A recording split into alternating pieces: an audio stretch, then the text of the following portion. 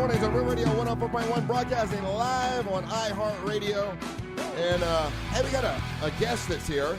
We'll go ahead and bring in. She is a professor at UCF, and her name is Bree. Let's bring Bree in. Bree. She's going to fit right in here then. Goldstein. Bree. Hi, Bree. How you doing? We'll sit you in over here. Thank you so much. You know, she sent me a tweet and was talking about social media, and she said that she's a professor and teaches college students about social media at UCF. And I thought it'd be very interesting to find out, what's being taught at UCF when it comes to social media. Hi. Hi, good morning. How are you doing today? I'm great. How are you? Good. You've been sitting here for a while watching what we do, and it's very nice of you to come in. It's so nice to see you all. I listen to you every day, so it's great to put a face with a voice. Well, it's crazy for us to think that a professor at UCF listens to us. We all listen to you. I run a business, and everybody in my office listens to you. It's only crazy for you, dude. Yeah, is it B for our grammar? No. Oh, okay. No, it's an A for humor. Oh, good. All right. Hey, So okay, I'm just very curious. So this is something that, I'm sure that, how long have they been teaching about social media at UCF? How long? I don't know exactly how long. I've been there for 2 years, and I've taught it consistently for 2 years. For 2 years. Is that what you, when you applied for the job, did you say I specialize in social media? I didn't apply for the job.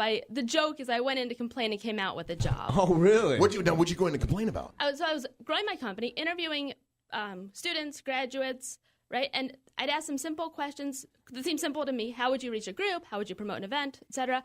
And I got these deer in the headlight eyes. So I went in to talk with the head of the department, said what's going on, help me shift my expectations.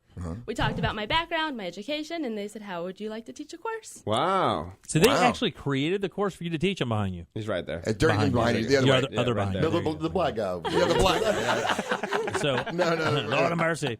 So they actually created a class for you to teach, or did it actually exist already? It had been taught every other semester, and they gave me full leeway to create my own syllabus and my own program, and now it's every semester consistently, and I believe it's now required as opposed to an elective. Really? As part of a marketing degree. Wow. It should be. It absolutely should be. Just as part of a marketing degree? Yeah. Right, and we do more than social media, but yes, it's part of marketing. And social media is changing everything. Yeah, I'll tell you what. Everything, and it changes every day. Because when we started this, we were broadcasters, and now, because of social media, we are content providers, and we are required to, website and Twitter and Facebook. It probably pushed harder than some like live events and things. Oh, like yeah. that. And the crazy part is the true story. When we first started Gemini, and these guys were there as well.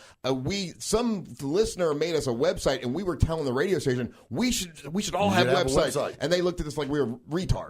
They mocked us. They mocked us, and I'm like, no, we need our own website. We need our own website, and they thought we were just being idiots. Yeah. And now it is mandatory. It went from being, this is in about a 2-year period, and 24 months in the world of marketing is kind of odd because that stuff is planned years in advance. Sometimes. Yeah. It went from being a novelty to having a demanded budget of sales on websites in a 24-month period. That's how quickly the technology moved into being capitalized for revenue. That quickly. The thing I find weird about even having a class about social media is, if there's any group of human beings that is more savvy to social media platforms, whether it be Instagram, It'd be Twitter, college students, yeah. it'd be students in that realm. But applying it to the world of marketing is a totally different machine. But even so, think about how they're coming into the situation is being fresh, bright-eyed and bushy-tailed. They don't know the repercussions as when you get older because they're just looking at it through that first level. Well, let's ask the professor. Like, what is the most important thing you think you teach the students about social media? I always tell them that once something's been seen, it can't be unseen. Mm-hmm. So whether they're applying for a job or they have a job or whether they have a client they're going after or maybe it's a boyfriend, girlfriend, and it's their parents, once they see them in a certain way, they can't get that image out of their head. So it's extremely important what they put online to be how they want to be perceived. That's your perception to the world, basically. Perception is reality. Yeah. Now, as someone who deal with marketing with social media, so let's say you have a business or whatever, and you want to market. Do you think it's a good idea to just kind of plug your gigs? every night and not put any comedy in any of your tweets? Nothing. No comedy at all. Just I'm going to plug my gig. Is that a good idea, or is it best to throw in some funny? That way, people actually check out your tweet.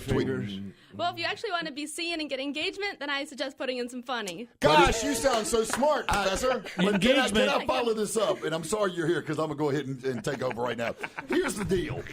Fortunately, there are enough people in Orlando that are smart enough to not go, oh, look, Jeff Howell has a gig, but let's not go see him because he didn't pat us on the head. That's not. Professor, would you please explain to him The that? problem with that is that if you want your post to be seen because of the algorithms on the different platforms, it may not be seen by enough people. For example, a business page on Facebook gets seen by 6% of the people. No. Here's what I'm saying is, I'm not saying it's a bad idea.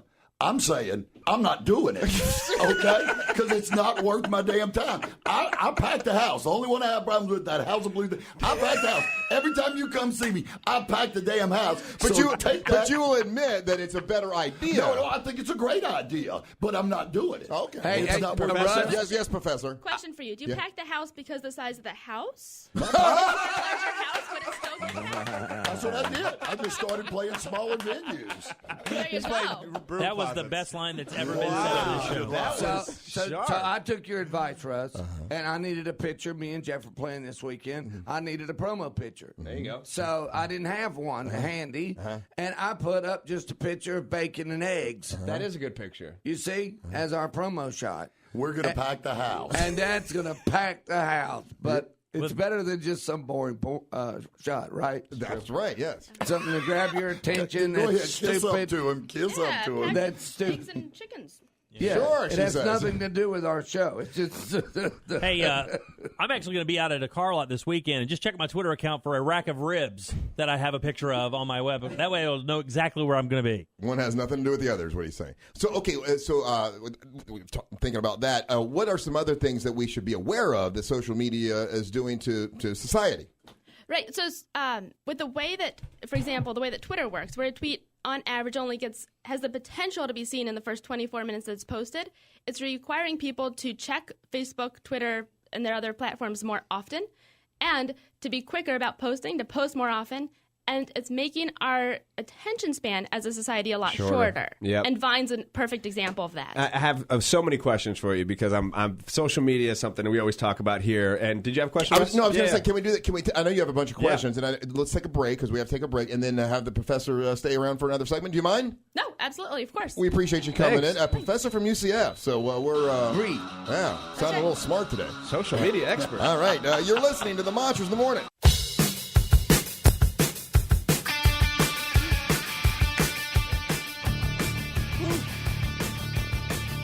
Hey, welcome back to the Monsters Mornings on Real Radio 104.1. Remember, Jeff Howell and Bubba are going to be at Winter Circles North tonight. That's in Lakeland. You can go see them. Here with us today, we've got Professor Goldstein. Sounds very classy when you say it like that. Or Bree. Bree, it sounds like. The cheese. But it's a cool name. But Professor Goldstein sounds. Now, are you officially a professor? Oh, let's turn his mic. What's You're that? what? I'm officially an adjunct instructor. Oh, okay, very nice. So you teach UCF and you teach about social media, which is obviously it's the kind of the way of the world now. I think Facebook seems to be like most people are familiar with Facebook, and then in second place is probably Twitter, right? And then Instagram. Like, are those two? Up north, Twitter's bigger, I think. Yeah, it right? depends on where you are and who you are. It depends on your demographic to see which platform you're using. Younger Yeah. Twitter, older Facebook, Instagram. See, these cats don't and, even know. I'm on Ello. You guys on Ello? Who What? else I don't know is what on that Ello? I don't even know what that is. What is that? Exactly. I'm not even going to tell you. That's- I'm not even going to spend my time explaining to you what Ello is because That's it's English that for crazy. hello. What is it? English for hello. I don't Hello. know. Hello. Hello. Hello. Yeah, and then you have Snapchat is giant too. Now, Snapchat's really young, right? Because I have my guys. The cool thing about is I have a really good, unique look at it because I have teenage kids that are still in high school. Then I have kids that are in college, and I have a kid that's married. And every one of them, Twitter is still king, but Instagram is right there, and Snapchat is probably just below that. Snapchat's like a video game. It's Yeah, awesome. but Twitter is still it, and Vine is still kind of a unique, kind of a novelty thing that only some people do. And what about Tumblr? Where does that fall?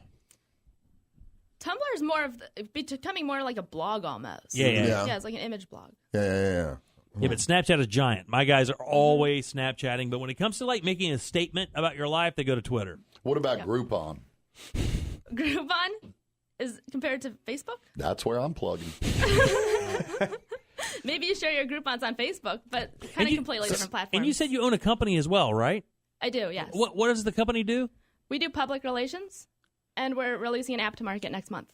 Oh, nice. good. Very Congratulations. So you help people get their Facebook pages and all those connected and built and all that, right? Right. We drive engagement, build fan user base, get the brand out. Exactly. It's a whole science. Yeah.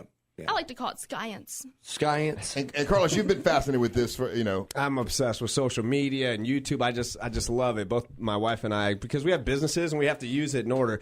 So for a question, let's say I'm a business. I just opened up, my detailing business. Okay, I want to get on social media, but I don't know too much about it. What are the 3 main things you should have in order to be able to promote your business? You should know who your demographic is, because that's going to be the biggest determinant about which platform you're using. Okay, let's say my demographics are male 25 to 54.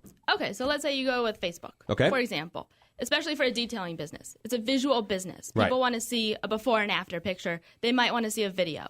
So so pick your platform, know your demographic. The next thing is figure out how much time you're going to commit to a platform, because you don't want to be on social media and not be active.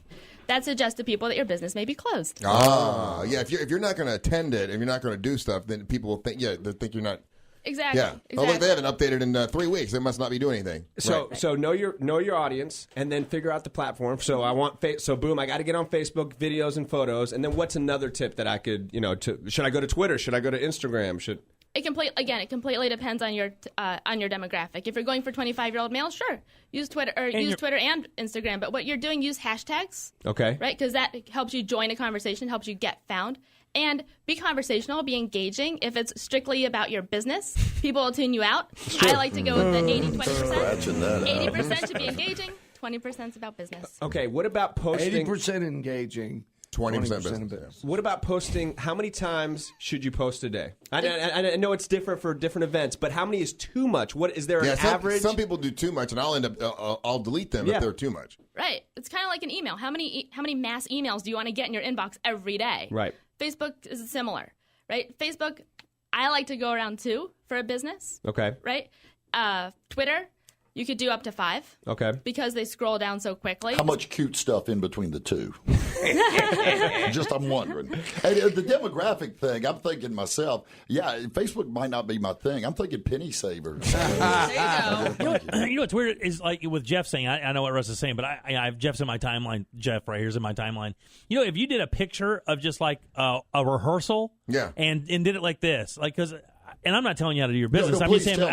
I'm really asking her a question. Yeah. So instead of just doing the whole, hey, this is where I'm going to be in type thing, imagine a photograph of the rehearsal, like if you're rehearsing, and hey, getting ready for my show at type thing. Is that what you're talking about? Instead of kind of including a little content with the plug type thing. That's awesome, especially if you tag the location that you're going to be in. Because it puts it on theirs, and if you use a hashtag that's trending, so it brings other people who are following the hashtag. And I totally get that. I think that's a great idea. I'm just not doing it out of spite. That's the reason. Then no worries. He's willing to fail to make his point. Right. I'll shove it. What is the best advice to get a viral video? Now that's something. Just creating content. That's like catching lightning in a bottle. I don't know that you can actually. But there's also people that's not just viral. Obviously, the viral wants to go 8-10 million. But there's a ton of people that will get 20. I'd be happy with 20, 30, 40, 50,000 views. It's that difficult. And I know you recently got a video that was up there, right? Right. Yeah. Our engagement video was 100,000 views. It was on Ellen and Oprah's Facebook pages as well. And it was awesome. And really, you just make it engaging and make it touch someone emotionally, whether it's humor or it's pulling on a heartstring. Now, did you have your whole class, everybody shared it? Everybody retweeted it? No. No? Wow. No, I don't usually show personal videos in class. If Oh, they this go on was your YouTube, video. they can find them. Right, Yeah, this was when I got engaged. her engagement. Oh, congrats. But, okay. They can go to my website, they can see it. They can go to Now, my okay, YouTube page, they'll see it. Now, what was so engaging about that particular? It was on center ice at the Solar Bears game with 6,000 of my closest friends, 400 of our business contacts, and all of our family had flown in. Okay, That's awesome. Nice. There we go. What were you doing? Were you playing? No. She's getting engaged to get married. I mean, Engaged. Oh, engaged. Oh, okay. Holy but smokes. I think Playing. it's Where's Carlos. your ring? Carlos, Let's are see you your talking ring. about when you say a viral video? I mean, most of those things are almost accidental, but the ones that are great ideas that do well. Have you seen the Thug Life and so good. the animal Thug Life thing where the animal will do something and then they pause and start playing some gangster rap and stuff?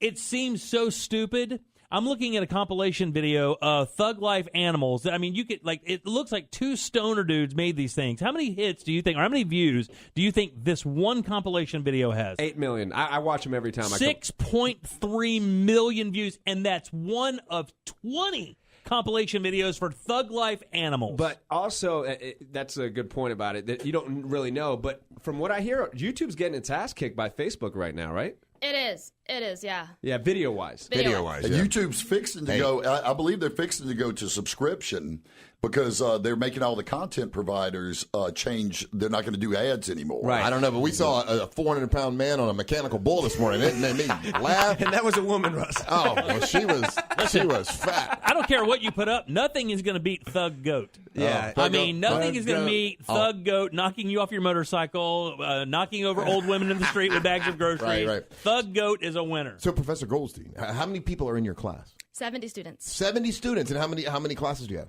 I have one class per week. One class per week. God. An evening class. It's a lot of grading. Wow, that's great. Well, listen, It's a lot of fun. we certainly appreciate you coming in. Yeah, thank you. And I know you used stuff. And thank you. We were talking about social media and used some of that in class, right? My students make websites, professional blogs, professional social media presences, and then they actually have the challenge of implementing an online marketing plan that they create to actually sell product during class. Wow. They create a business and they run with it a lot of the Now, time. do you have an online course? Not yet, no. No. So Would you take it? Yeah. Yeah? Because I wouldn't have time to go to your class, but I need to learn some of this, and you could just sign up for your class and take your class only, right? I don't know. You'd have to talk to the school. I'm not exactly sure how admission works. I want private lessons. Yeah, you don't want that challenge. I want to be Rodney Dangerfield old school. All right. Well, Bree, thank you so much for coming in. Thank We you. appreciate it. Thank you, guys. I appreciate it. All right. When we come back, we'll do Monster Sports. You're listening to the Monsters of the Morning.